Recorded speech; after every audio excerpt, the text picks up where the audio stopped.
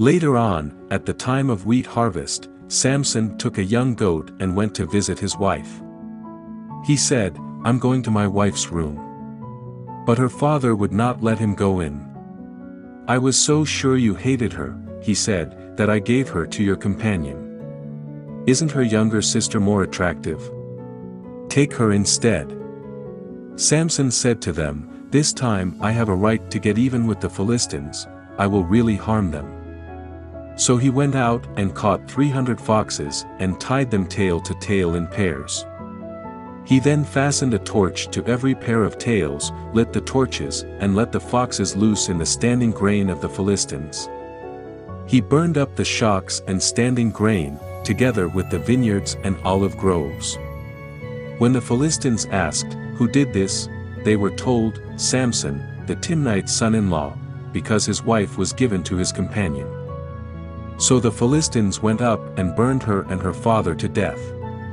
Samson said to them, "Since you've acted like this, I swear that I won't stop until I get my revenge on you."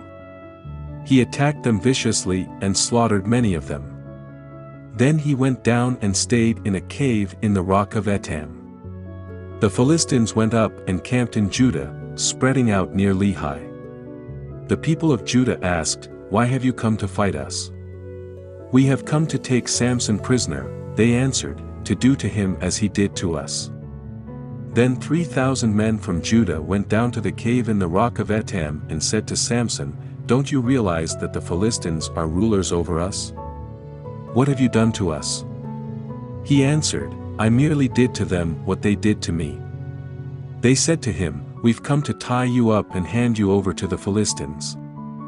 Samson said, "Swear to me that you won't kill me yourselves." "Agreed," they answered.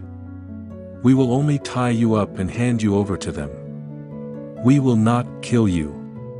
So they bound him with 2 new ropes and led him up from the rock. As he approached Lehi, the Philistines came toward him shouting. The Spirit of the Lord came powerfully upon him. The ropes on his arms became like charred flax, and the bindings dropped from his hands. Finding a fresh jawbone of a donkey, he grabbed it and struck down 1,000 men. Then Samson said, "With a donkey's jawbone, I have made donkeys of them. With a donkey's jawbone, I have killed 1,000 men." When he finished speaking, he threw away the jawbone, and the place was called Ramath-Lehi. Because he was very thirsty, he cried out to the Lord, "You have given your servant this great victory. Must I now die of thirst and fall into the hands of the uncircumcised?" Then God opened up the hollow place in Lehi, and water came out of it. When Samson drank, his strength returned and he revived. So the spring was called En-Hakkore, and it is still there in Lehi. Samson led Israel for 20 years in the days of the Philistines. For watching. Like and comment, so you help the Word of God reach more people. See other ways to support our project in the video description.